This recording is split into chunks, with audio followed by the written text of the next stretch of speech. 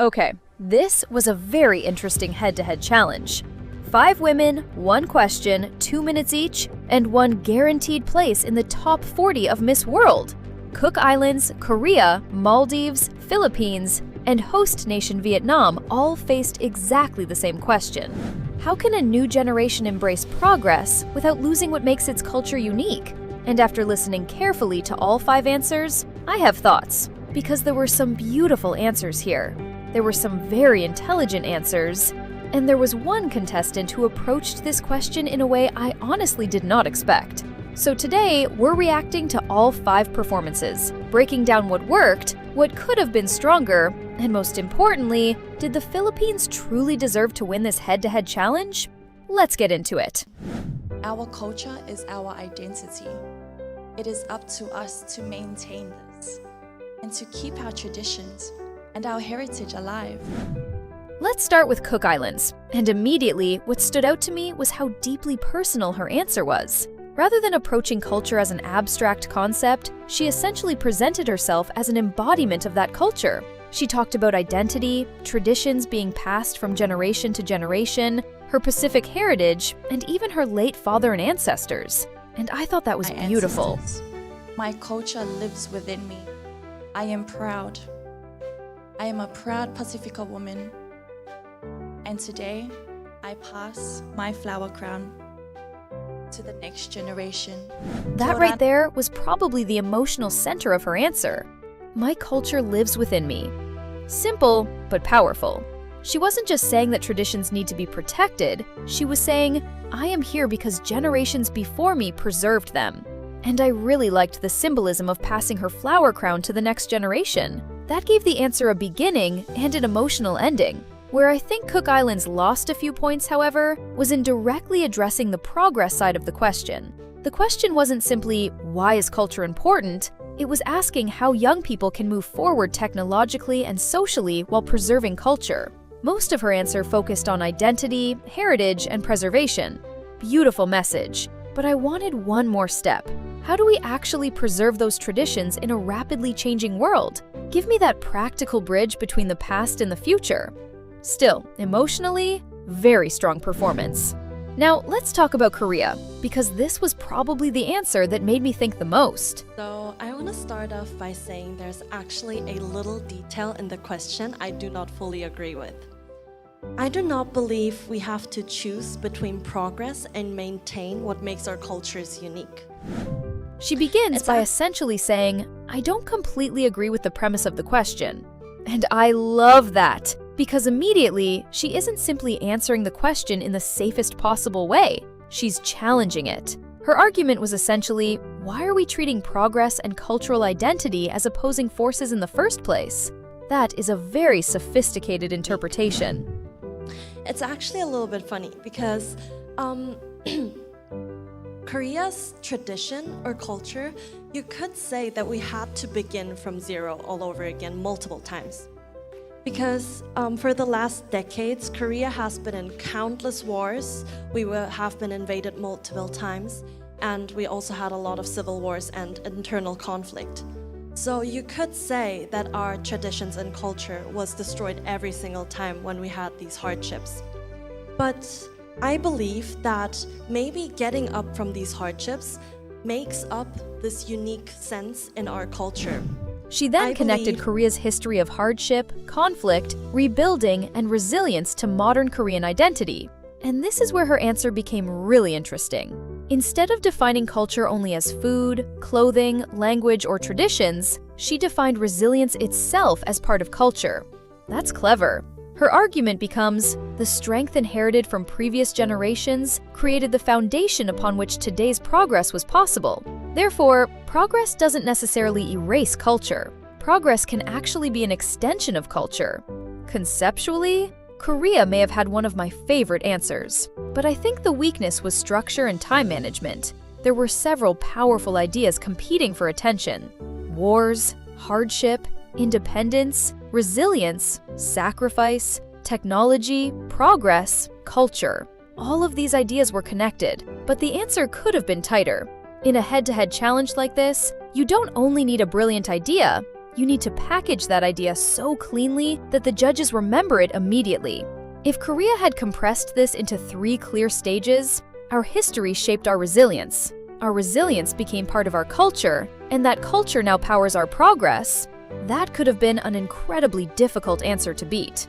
Intellectually, though, Korea was excellent. Next, we have Maldives. And Maldives took a slightly different direction. Her central argument was that real progress shouldn't require people to abandon who they are. Well, learning to embrace progress in terms of how to make your culture better while keeping its unique quality is what I believe is true progress. Well, because progress initially does not mean changing any part of who you are or your traditions. It's knowing how to make those unique qualities better for your culture and your people, and within your roots is called real progress. I really liked that idea, because she reframed progress as improving society through your cultural identity, rather than improving society by replacing it. She also introduced another important concept: empathy. She talked about how something considered normal in one culture might be viewed as abnormal in another, and instead of using modernization to make everyone culturally similar, she argued that we should become more accepting of those differences. That's actually a very relevant point. Where I think Maldives could have strengthened the answer was with specificity. What does this look like in Maldivian society? What tradition? What cultural practice? What personal experience? Cook Islands gave us the flower crown and her ancestors. Korea gave us national resilience. The Philippines gave us kapwa and bayanihan. Vietnam gave us the country's experience hosting these women. Those details give judges something tangible to remember. Maldives had a strong philosophy, but I wanted one concrete example that made the answer unmistakably hers. Nevertheless, I thought she communicated an important message. Progress should expand our world without forcing us to erase ourselves. And now, the Philippines. Before discussing the fact that she eventually won, I want to judge this answer as though we don't know the result.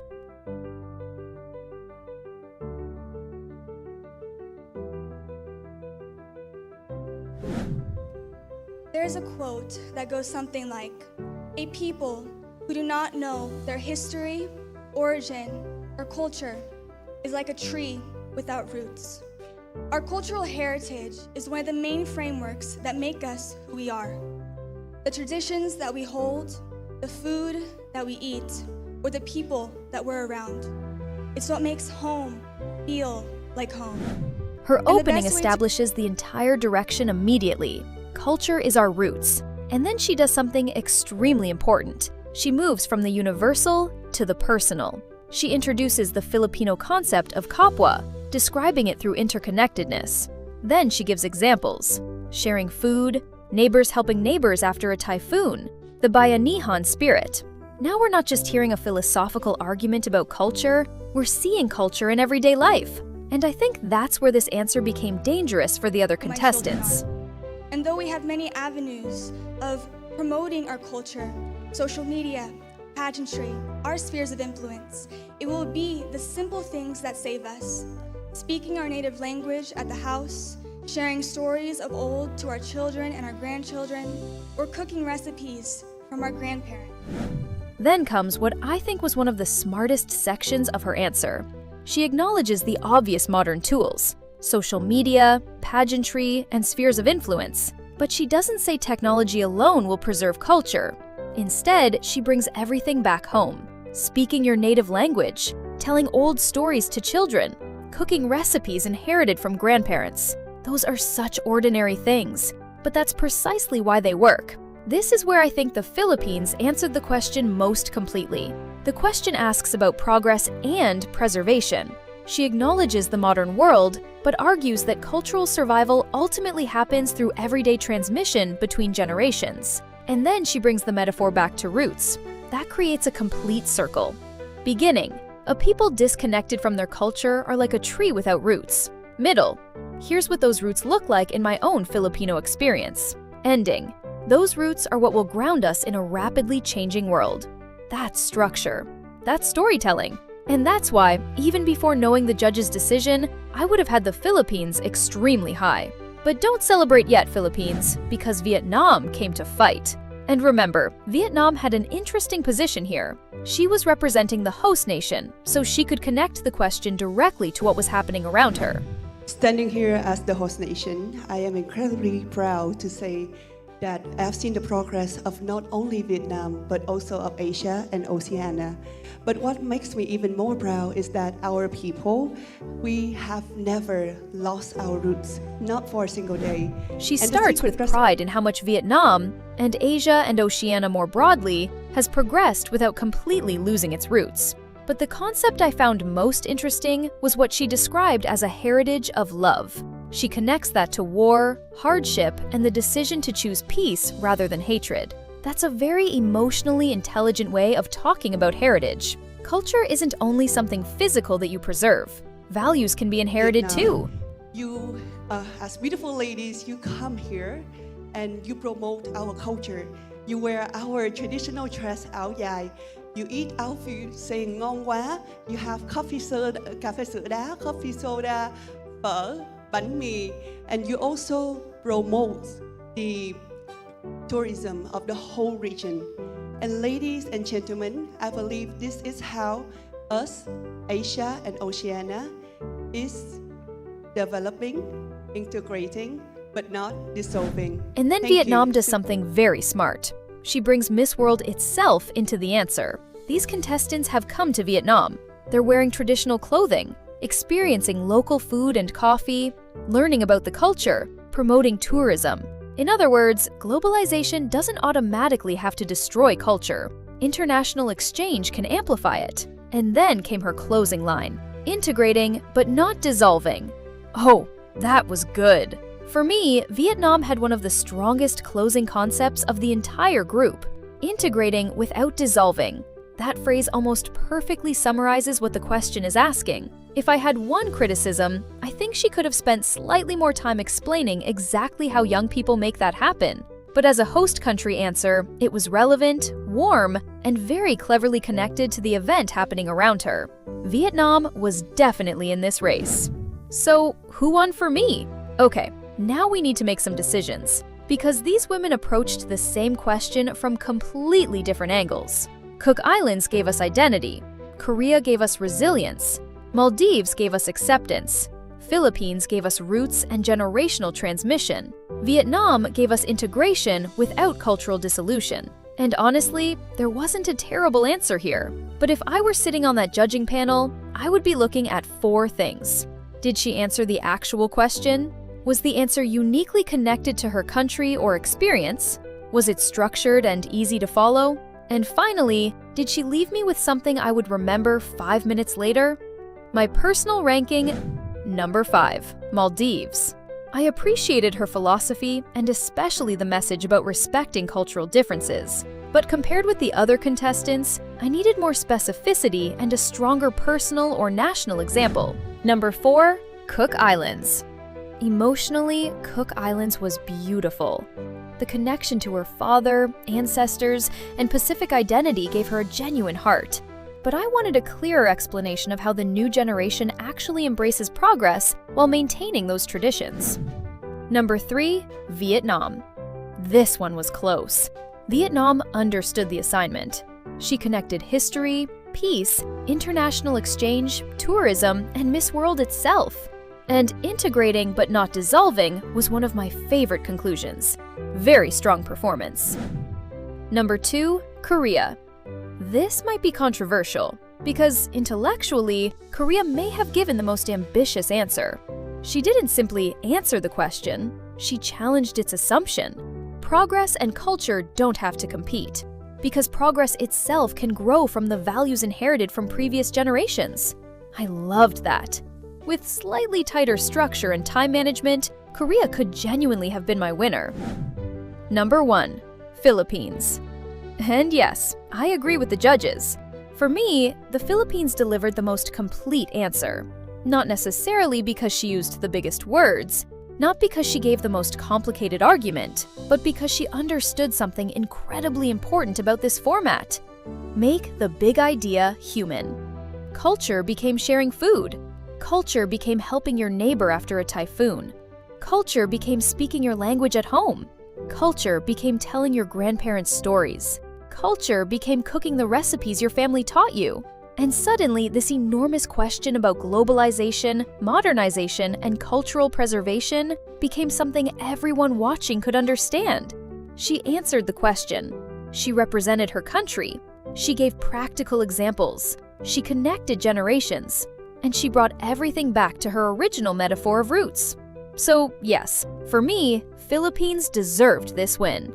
And there it is, Philippines! A direct ticket into the top 40 of Miss World! And look at that reaction. You can see how much that moment means to her. What I also liked about her reaction was that she immediately recognized the responsibility that comes with being given this platform. Winning a head-to-head challenge isn't just about proving you're a great speaker. At Miss World, your voice is supposed to represent something. And based on what we saw here, the Philippines proved that she knows how to take a complex subject and communicate it in a way that feels personal, culturally grounded, and accessible. But I want to know what you think. Was the Philippines your rightful winner? Or would you have chosen Korea, Vietnam, Cook Islands, or Maldives? And here's an even harder question. Which contestant gave the single best line of the entire head-to-head challenge? For me, Korea had one of the most intellectually interesting arguments. Vietnam had one of the strongest closing ideas, and Philippines delivered the most complete overall answer. But that's just my reaction.